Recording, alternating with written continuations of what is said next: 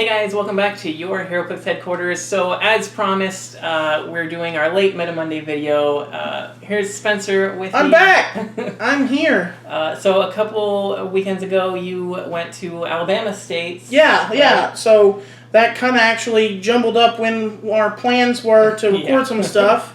But yeah, I actually went with a buddy of mine on Team Juggernaut, based out of Little Rock, down to Alabama to try and kick some butt and take some names in Alabama States. And we did all right. I didn't do too great. I had some dice issues. The team worked the way I wanted it to, but can't always plan for bad dice rolls. So that is the worst. And then DJ, shout out to you. He actually placed fourth, losing to who ended up winning that, which was Easton Brock. Congrats, Easton. Nice. If you see this, your team was great. So yeah, I think we just want to talk about some of the things I saw, and I'll throw some stuff out, and you can give your thoughts on it. But the things that we knew we were going to see: Black Widow, Batman, and then one that I didn't think too much about was Robot. So Robot saw a strong appearance. That's what Easton was choosing to play. So let me just talk about it first. It's just really good. It's really solid. Lots of solid pieces, and when you have a lot of solid pieces on the team, you can make stuff out of nothing. Yeah. And so that's almost like what they would do. You've got Sentinel, which is great with his retail. You've got your Danger Room constructs, mainly Magneto and Mr. Sinister. They just do really good things. They're hard to kill. They've got support powers. And then a lot of things, what we're seeing with Magneto is he's getting the exospecs. You can then choose anything, but commonly is Pulse Wave. Yeah. So you can hit a bunch of dudes. You can knock them back in any direction. So you're getting them for one, which is all he can do anyway. And then usually another one into a wall, or two if you can throw them off some elevated. So that's a nasty little trick. Yeah. And then Isaac, he generates the Pogs. One of them's got Barrier, which is so important in so many matchups. TK for mobility is so important in so many matchups. And then East in particular was playing Cyclops Sentinel. I saw some other people choosing, to go with more Tri-Sentinels or a couple other things. But the Cyclops Sentinel, he just packs a heavy punch, and then being able to pop off the head and do that kind of thing. I think he caught a lot of people off guard with what he could do and how much damage he can just throw out really quickly with that thing. The 50-point line? Yeah, he's pretty beastly for so cheap. So I ended up playing a non-themed Thanos team. I've been playing Thanos for a while. I really enjoy him and just trying to play around with him. So I ended up playing Thanos at 160, Danger Room Mr. Sinister at 40, Atom at 40, 2x2 Magneto at 25 points, Black Mana at 10 points with the Liar Ring, hopefully getting equipped, and then a Soul Gem and a Power Gem for Thanos. So basically the way my team was supposed to work was 2x2 Magneto provided me with leadership and the mobility I needed. Mr. Sinister could move around with Atom, and they both have Outwit. And so, as most of you guys probably know, when Thanos perplexes somebody down, they lose their protected Outwit. And so then I had 2 Outwits to get rid of whatever I wanted, and hopefully, with the Power Gem, do some one-shotting of some folks. Pretty strong. Yeah. It looked really good on paper, and I think it did what it was supposed to do. You can actually map it out to where I can get across the board and get in Batman's face and hopefully kill him with an Atom shot. And then it can get in Black Widow's face. There was that's probably my toughest matchup is Black Widow that I can't target. So the one with the shifting focus Widow and the chase. Against double Marvels. I didn't personally play against any. I think there were 1 or 2 there.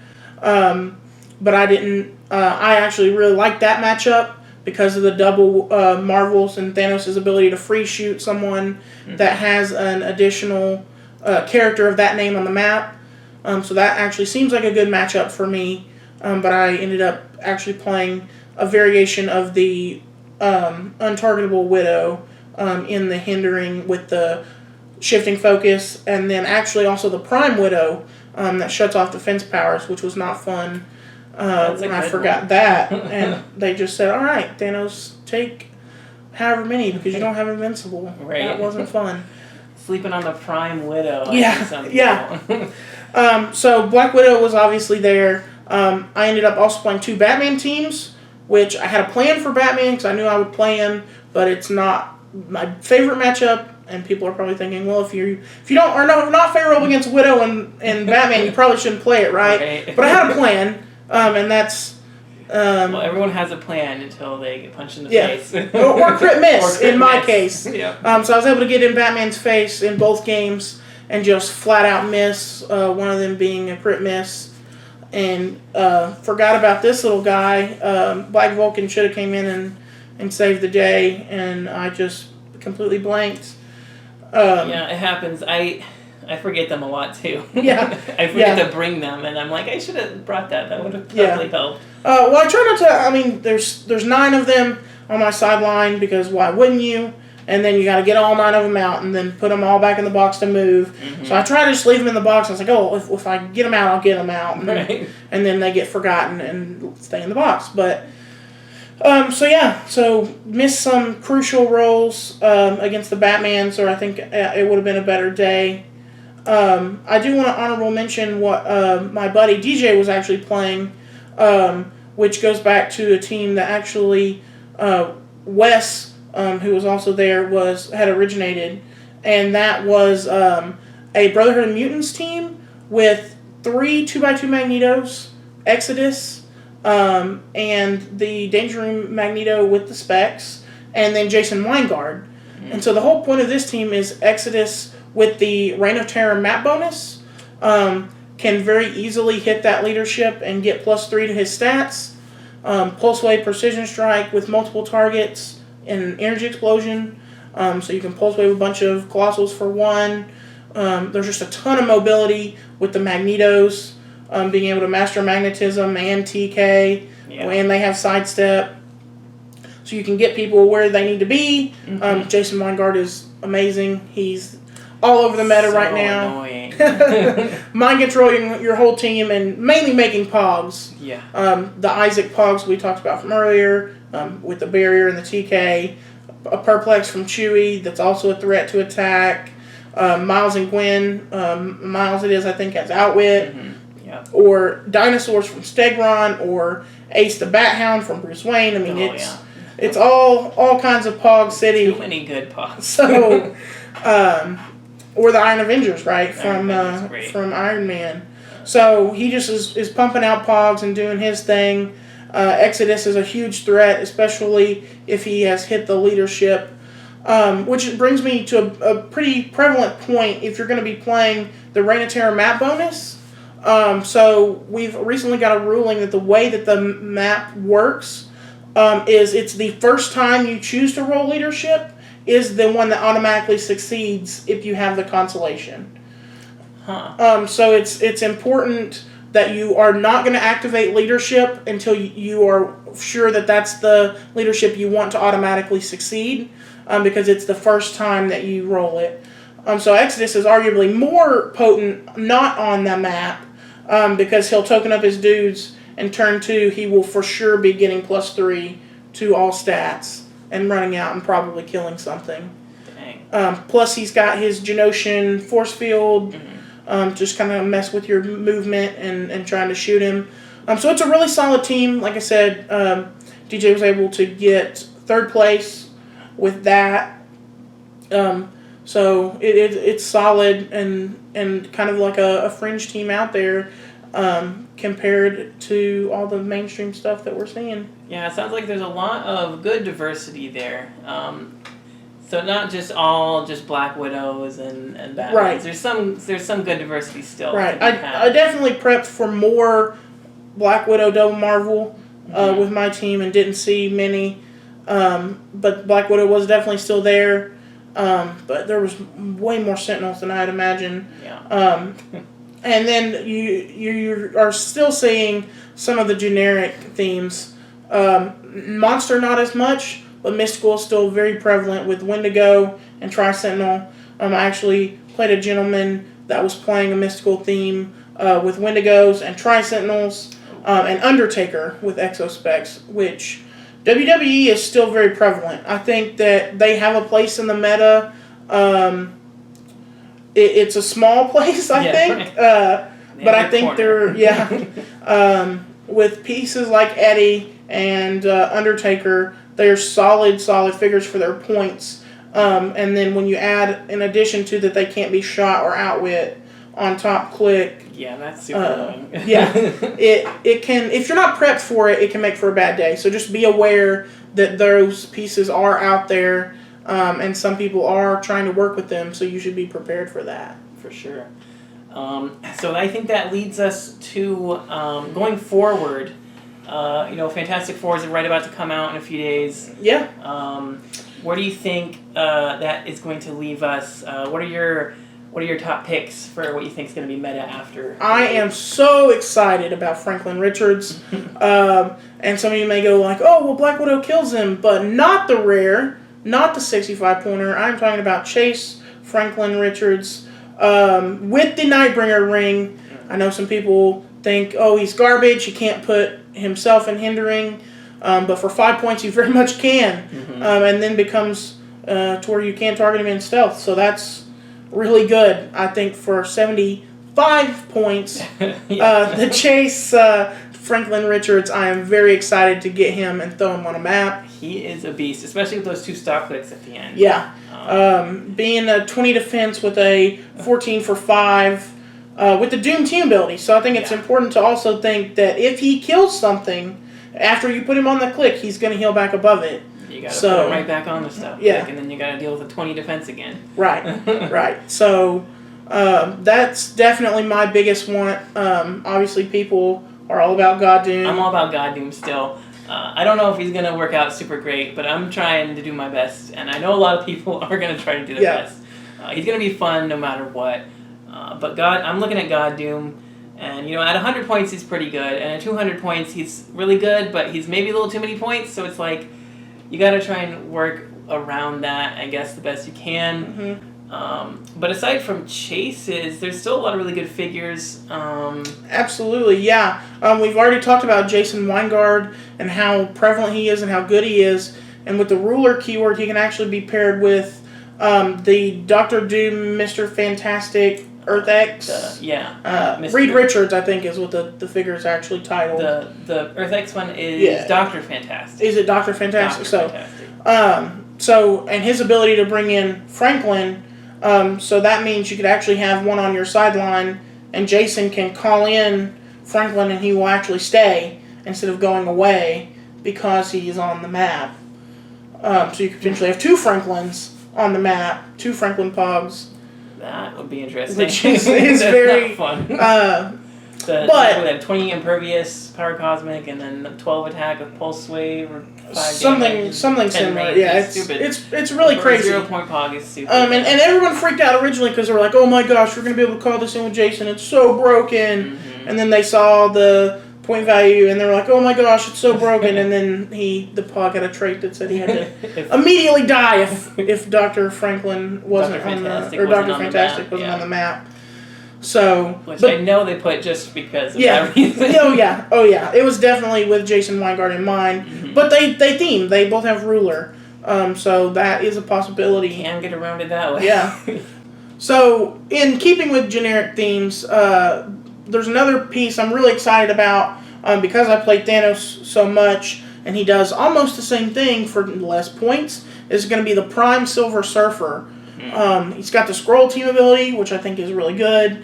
He's less points, and he has that ability to take away Protected Outwit, and he actually themes with Black Widow. Oh, a spy. Yeah. Spy themes. So I've firsthand seen how potent spies can be. Spy Master. Yeah, Spy Master to making it themed. And giving +1s in the hindering. That is really big. If you've got a lot of people that have combat reflexes and can't be shot, +1s in hindering with combat reflexes is pretty nasty. That helps. So I definitely think that he could see some appearances because of his ability to theme with Widow, and do similar to what Thanos does, but at a lower point cost. Yeah. Yeah, and he's not a bad attacker either. He kind of brings it all to the table. He's a really good, solid figure. He falls off a little bit if he gets hit, so keep the shape change die locked and loaded. Yeah.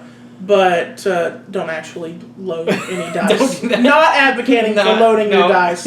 Let's make that clear. But he definitely has potential. He's definitely got some potential. And on the topic of Surfer, I like the rare Surfer a lot too. I just like the ability to move through people and lock them down, go shoot somebody else. Dawn Greenwood doing her thing. And, another great pog.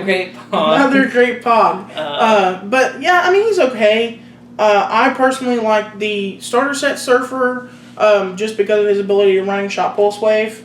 Or, hypersonic pulse wave. Which is even better. And then ignore elevated or blocking, shoot through a blocking square or whatnot. So he's pretty good too. Yeah. I mean, all the Surfers are great, which they should be. Right. Isn't it exciting to actually have a Surfer again? Surfer for once. And have a Doom. Three good Surfers, kind of. Right. So it's definitely exciting to have these characters back in the lineup for Clicks. I think that all the Battle World stuff is still prevalent. I think this actually saves Sheriff Strange. With no ID cards, we were probably looking at a meta to where Sheriff Strange didn't get played unless you just really needed a mystical leadership. Yeah, but with Doom, they're getting every Battle World keyword too. Yeah. That plus 2 perplex for 50 points is going to come in handy. I think. For sure. So it probably saves him because with Dr. Fates, he probably doesn't see much play because they give you plus to your actions. And then he's not really double perplexing anybody, and he's not affecting ID cards anymore. Yeah. But specifically on one of those Battle World theme teams, and I think Sue has possibility to be good. Yeah, she's pretty expensive points wise though. If she wasn't 100, if she had like a lower point line, I'd be all for it. Right, but I think there are definitely some other figs in the common. Valeria, both of Valeria's, Uncommon and Chase, both look pretty good. If we're talking about like some Doom support for one. Or Fantastic Four, right? Fantastic Four as well. So I think the trait to be able to customize your team at the start of any match, which a couple of the Sues have. All Sue Storms. Yeah. The ability to swap those pieces out and custom build your force for what you're playing against is really big. I think that's why ID cards were so big for so long, and Pick a Power has been so big for so long, is the utility of being able to customize your team to what you're playing against. That will be meta. For sure. At least, I mean, even just the 40-point one, you can throw that on any Fantastic Four team and do whatever you want. So we have enough pieces that have Fantastic Four, and things like that rare Franklin Richards at 65 points can be on your team when you're not playing Black Widow, and then you can use those points towards somebody else when you are. Right. And I think that makes a lot of the figures in the set very playable. Anything with that trait. Oh yeah, and that's another cool thing because all the Fantastic Four could be usable just on your sideline for whatever you're going up against. Right. Like I really like is the Ghost Rider from the Fast Forces, because once he's carried and placed adjacent to 2, then he gets the free attack. And there's a couple other ones that do that too. I think Wolverine was the other big one I was thinking about, because I like that Wolverine a lot. Actually, he's very hard to kill. I don't know if he's got super meta potential, but at least maybe as a sideline thing for Fantastic Four could be awesome. And then the other one that I wanted to talk about is Black Leopard. I know you're not a huge fan of Black Leopard. I think with a little bit of work, he could go a long way. Maybe on a Black Widow team with the Shifting Focus Widow, maybe you equip him with a Nightbringer ring so he's got some stealth, and then you can keep him protected so he doesn't just get zapped from 7 squares away. I definitely think that giving him some stealth is going to be mandatory. Because if I can shoot that dude from 7 squares away, I'm doing it 9 out of 10 times, and then he's just dead. But again, I play Thanos, so he shoots a lot of things from 7 squares away, and they're dead. So I think he has a place. He's going to be played. You're going to see him. But I definitely think his most potential is on the Avengers theme with the shifting focus Widow to make sure, with the Nightbringer ring, to make sure that he doesn't just get shot immediately. Yeah, because if you can get close enough and you can bring them all down to those base 10 attack, 17 defense kind of stats, your team can really just take it from there. It doesn't have to do a whole lot of work other than just exist. Right. So. It would also be interesting to see. I did just say that he needs the stealth, but if you could find a way to kind of body block and do a non-theme with Ace, so then now you're taking away their prob. So now it's 10s on 17s and you can't prob. Yeah. And then if you were to happen to play Black Widow, you're probably now getting close to points totals, but then they can't re-roll anything that's a 4 or less. So they're going to have a 5, 6, or 7. In there to prob. So pretty mean. Yeah. Which Ace, by the way, I think is super good. Her keywords, not super great. Yeah. But if you're going non-themed, and I've seen a lot of non-themed teams work recently, and some of the online stuff that I've played in, Ace is very good. A lot of people pack probability control, and the ability to take that away if you're not getting theme, if you're not worried about theme, is pretty big. Yeah, for sure. Prob is, obviously one of the best powers in the game, so to strip that from your opponent's whole team can really ruin their day. But I think that's about all we really wanted to talk about today. I think that was it. So thank you guys so much for watching. I hope you enjoyed. I hope you learned a thing or two. Let me know your thoughts and opinions in the comments. And make sure you leave a like if you liked this video. And don't forget to click that subscribe button so you don't miss any future videos. But until next time, thank you guys. And this has been Heroclix Headquarters, signing off. See ya.